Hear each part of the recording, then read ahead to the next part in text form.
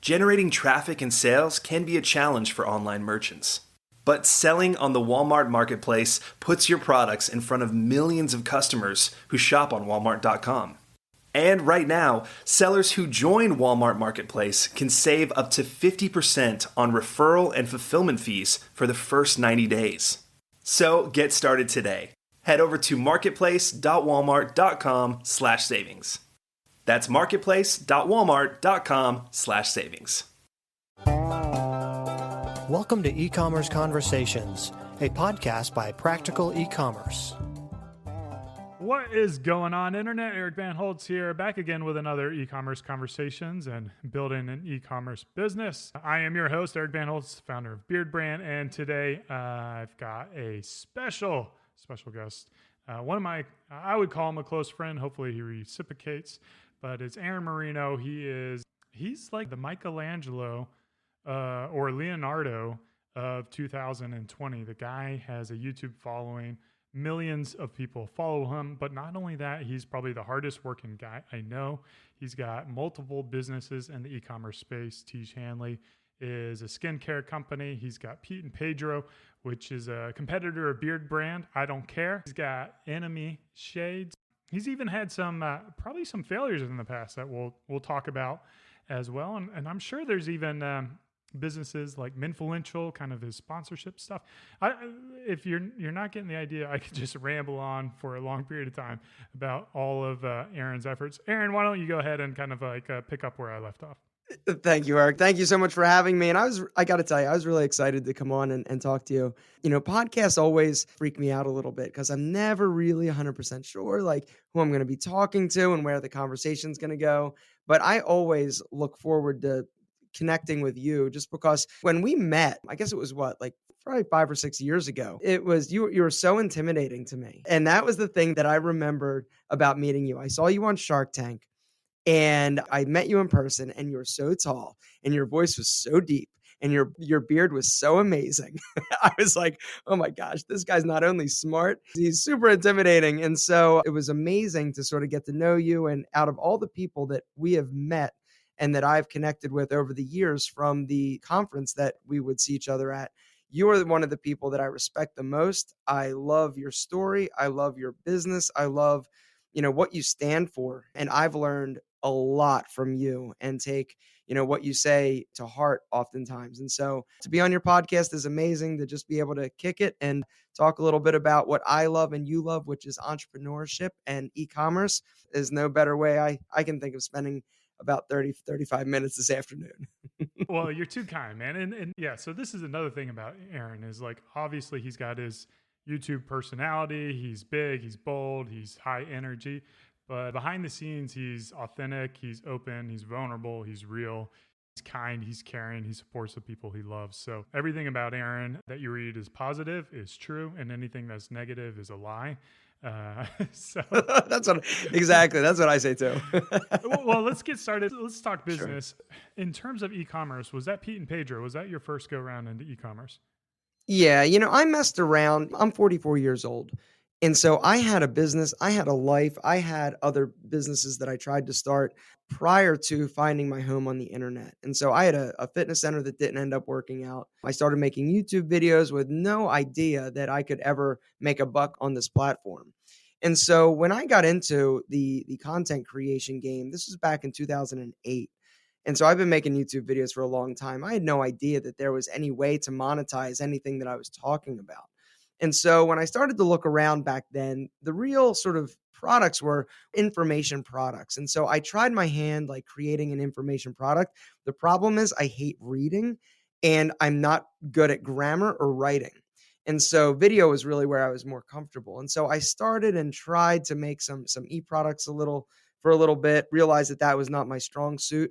And yeah, and Pete and Pedro, I decided one day I was tired of I was using American Crew hair product, and I love hair product. I love hair. I love cutting hair. I love styling hair, and I was talking about it. And so I went to my friend Steven, and who's a hairstylist. I said, hey, do you know any place where I could, get some products made? And he gave me a phone number, and I vetted about 3 to 4 different private label companies. And that's how I got started. My first order for Pete and Pedro, I believe I had 5 products, 96 units of each, and they sat in a spare bedroom of mine. And year number one, I sold $34,000 of hair product. And so, yeah, that was my first e-commerce business. Other than, I think I also tried selling like beaded bracelets and things like that. But the problem there was that I was sitting there and beating bracelets all night long. And that model definitely was not scalable. Yeah, I can't imagine you lasting too long. I know you had some rings as well. Were you selling those too? Yeah, I tried apparel. I've tried a lot of things. And that's the one thing that for me as an entrepreneur, I mean, that's sort of what I do, right? I think about something and then if it gets stuck in my head, I know that I got to try it. Now, it may not work and that's okay. And I've had plenty of businesses that have not worked out, but I don't want to live with the regret of thinking that I have a great idea and let me just try it. What's the worst thing that can happen? I don't make it and it's not successful and people hate it. Okay. Well, I've been there before and I've survived, so I'll survive again. One of the things I always admired about Pete and Pedro was how lean you were able to keep this business. Like it blew my mind the amount of volume you were able to do with like one employee or two employees. As you scaled, have you continued to add employees or have you kept it pretty lean? I'm still super lean. I have 5 employees and we'll do close to about 5 million bucks this year. So that's pretty good. Yeah, million per employee, man. Yeah. So, and I'm not opposed to hiring more, but the people that I have are just so effective and amazing. And I've made the offer. I said, whatever you guys need, if we need more people, we hire agencies to help us where we need help. But we don't bring people in full time. I've got a designer that helps me with logos and packaging. I've got somebody who is a contractor who I pay for the newsletters and creating that. And so I've got other people, but full-time employees that work exclusively for Pete and Pedro, I've got 5.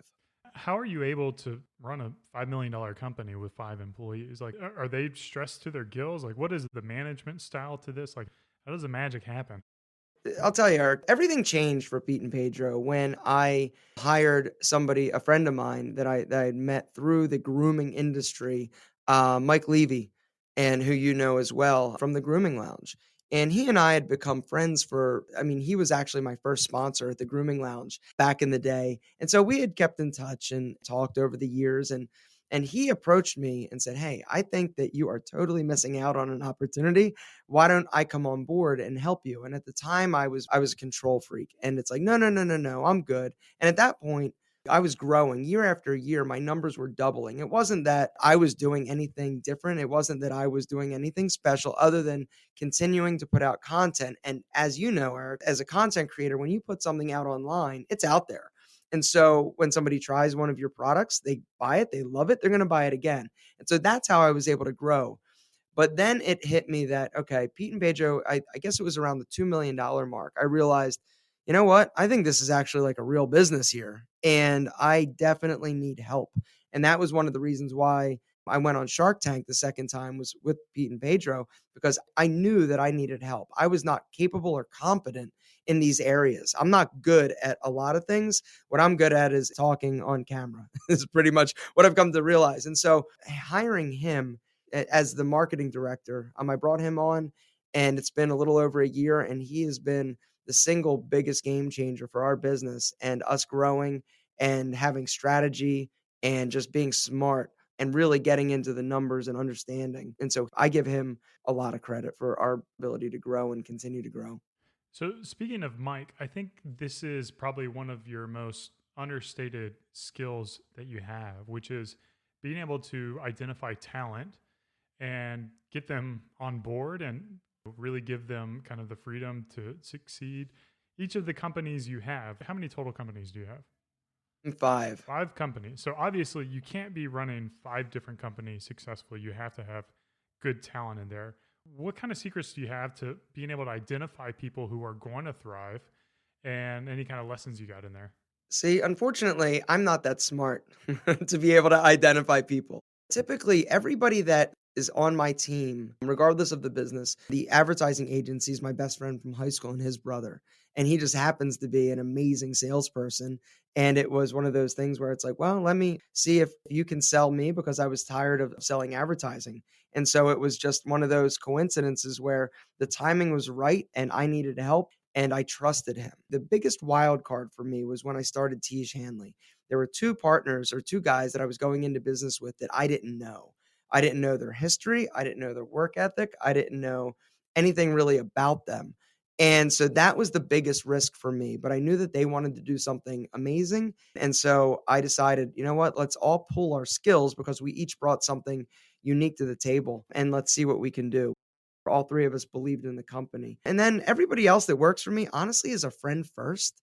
And I just happen to be lucky enough that they'll take a chance on me. And so for me, most of my hires are honestly are friends and people that I've gotten to know over the years. And I know up front before I ever hire them that they can walk the walk. And so that's no real secret other than surround yourself with really smart people and hire people that you trust. Yeah, I think another word that kind of stood out to me and that is hardworking.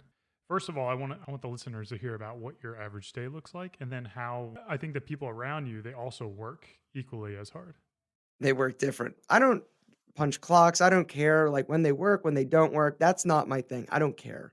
What I care about is execution. I care that they get the job done. If things are getting done, if things are happening, if they're not making mistakes, then I'm good. No big deal. For me, my day, yeah, I work a lot and I love it. I don't have children. I think my businesses are, and I know that you can't really correlate, business with children, but this is my baby. It's what I've worked incredibly hard for. And so I love it. I love giving it the attention that I do. My day starts every day at around 6 o'clock, and I work one way or another until around 10 o'clock. I'm actually trying to tone that back. That's Monday through Friday, and the weekends I do take off.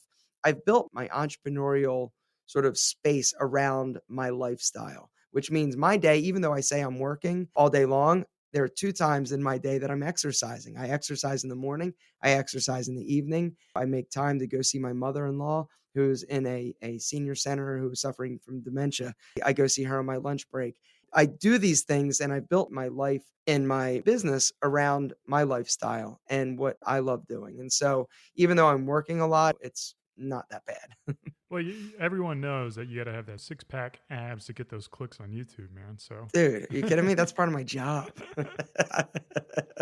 The quarantine has killed me, right? I know, I know. I want to talk more about Teej because Teej is a completely different business model than Pete and Pedro. Pete and Pedro, their products, e-commerce.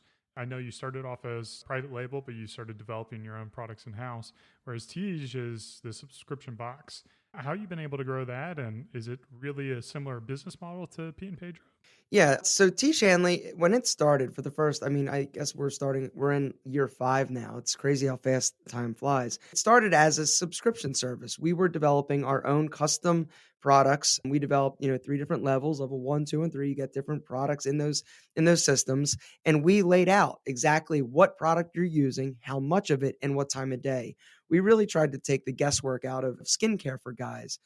And we did that for a while. We had tremendous success growing it organically through my YouTube videos and my content. But there came a point at which, if for us to grow further, we really needed to bring in somebody to take that to the next level. I can only do so much. My audience is limited. And so for us to really take it to that, 25, 30, 40, $50 million range, we definitely need to be acquiring customers other than me. But something interesting that we learned along the way is that we were trying to force people into a specific routine that we were dictating. We were telling them, you need to use our products like this. And the biggest, I guess, lesson we learned, and the most humbling one, is that just because we say that we want you to use it this way, that's not necessarily how our customers are using it. And you've got to be willing and flexible enough in order to modify, even if it's your business and the strategy that you've sort of gone all in on, you've got to be willing to listen to feedback. And when we did that, we realized that we need to offer a more flexible option for people in order to retain them longer. Because with any subscription business, you know that the secret is how long can you retain these customers? It's a similar business in the sense that we're selling it similarly in terms of online. That's really our thing. Our audience is very similar, but we do have a different strategy in acquisition and a little different. Yeah, we're working on a subscription end of Beard Brand as well. And Tej has been a really good inspiration. I like what you're doing with the quiz. Are you finding that a lot of people are taking that quiz and you're able to glean data from that? Yeah, our quiz sign kind of sucks. We need to do a better job. A lot of people are taking it. It is one of the things that works really well in terms of getting people to give you their email address and acquiring information, but it doesn't bring enough value. Building a quiz and really sort of creating something and some type of tool that you're going to utilize that generates value for people. Unfortunately, it's not as simple as ask these 5 questions and then you generate a quote unquote custom recommendation. You really need to start bringing more value than just, "Hey, how old are you? What are you currently doing? How many products would you use?" and generating some like half-ass quiz, which is kind of what we did. We are going back to the drawing board because it is so effective in terms of people taking it, but it's not converting at the percentage that we feel that it could and should. And so we're going back to the drawing board and really trying to create an experience that gives more information and value. And as we go more towards the more customizable system and option for our customers, it's really got to be tied to that. And so allowing people to really build their own box, build their own experience, and give customers what they want and not necessarily what we feel they should have. And so that's been something that we've been working diligently on. I think a lot of entrepreneurs, the trap is when something's not working, they tend to want to kill it and move on to the next shiny object. And what you guys do is really a perfect inspiration of what you should be doing, which is refine, rehone, improve, iterate, and really get it to the level that, elevates the business rather than spreading your business wide.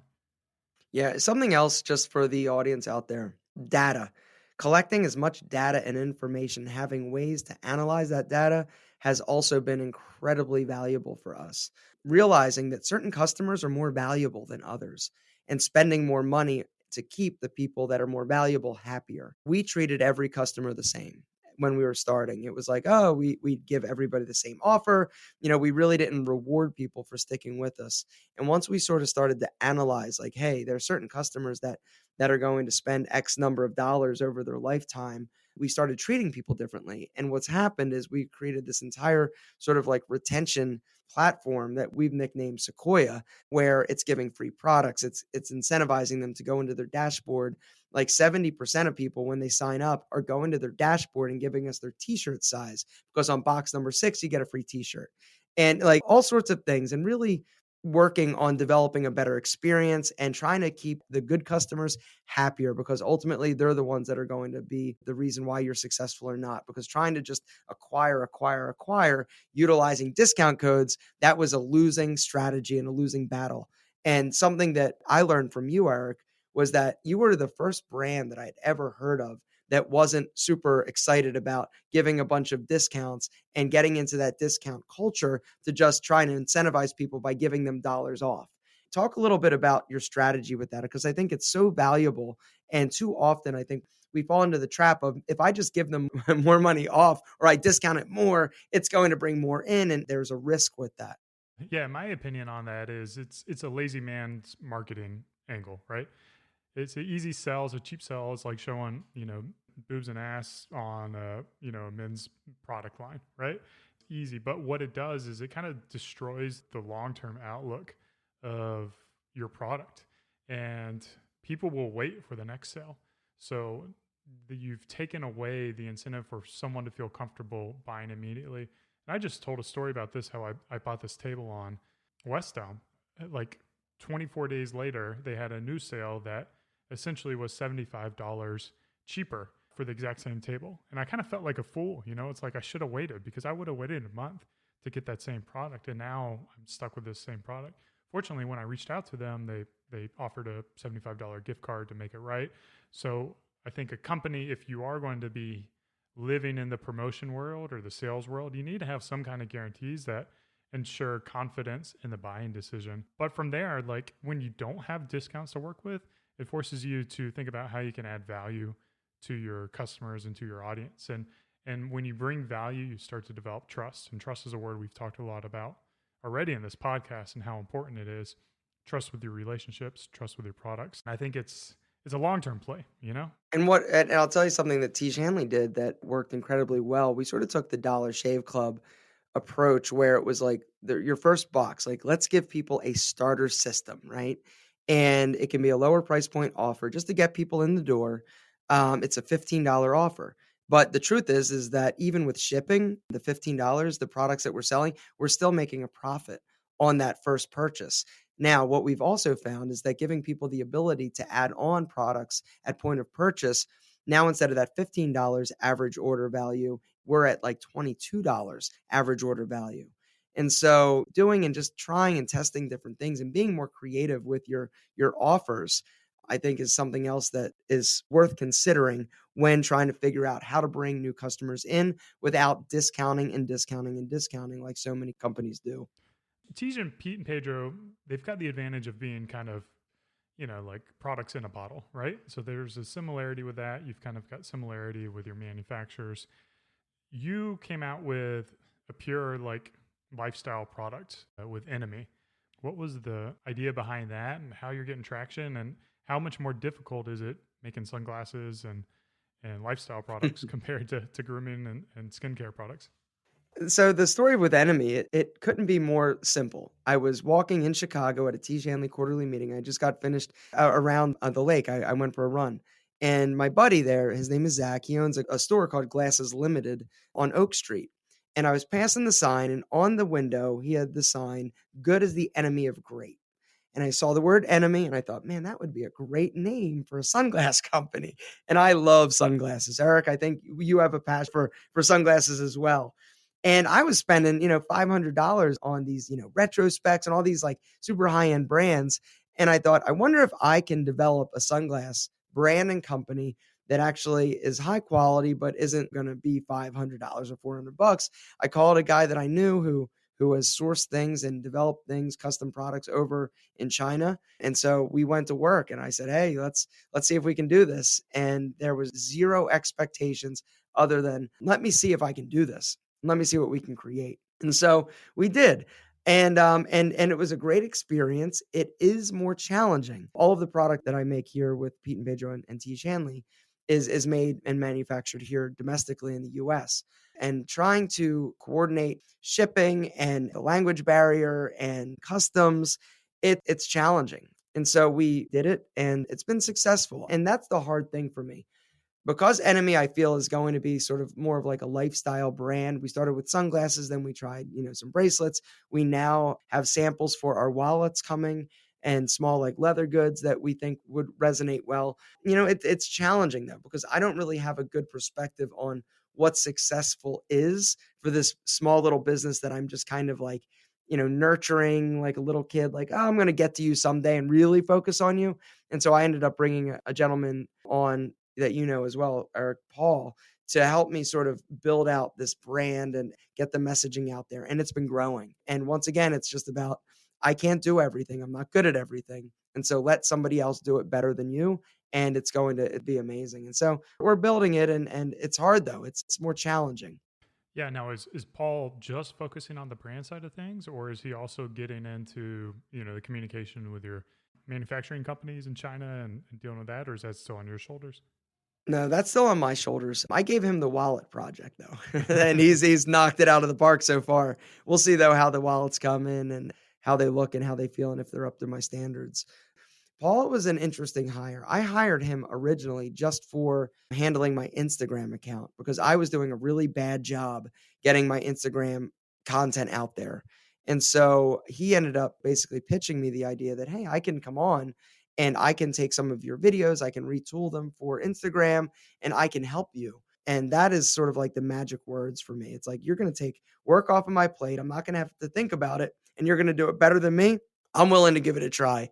And so, having him then work with my personal account, and then he now works with Pete and Pedro and then with Enemy. And so he's sort of almost like a brand like manager that I can give projects to. And so he's been sort of becoming more of an integral part to the overall sort of growth of my personal brands and my empire that I'm trying to build. Yeah, and like you said, you've got a great name. Enemy, it's enemy.com too, which Yeah, man, enemy.com, $43,000. I Just think so you that's pretty know. fair. I think that's pretty fair for a 5-letter, common word. I think you got a Yeah. pretty good deal on that. Oh, once I knew that was available, it's like, if I don't buy this, I'm gonna regret it. Even though Enemy shades and Enemy sunglasses, and that's fine and wonderful, but enemy.com, come on, it's just cool. So speaking of a regret, let's talk about Ollie. All these Yep. kind of maybe not the one of the winners that you had. hmm Walk through. Is that still up or has it been shut down? Or It has been sold, okay. actually. I got out about 6 months ago, but the business had been sold to Eric at Brio. Oh no way. Yeah, way.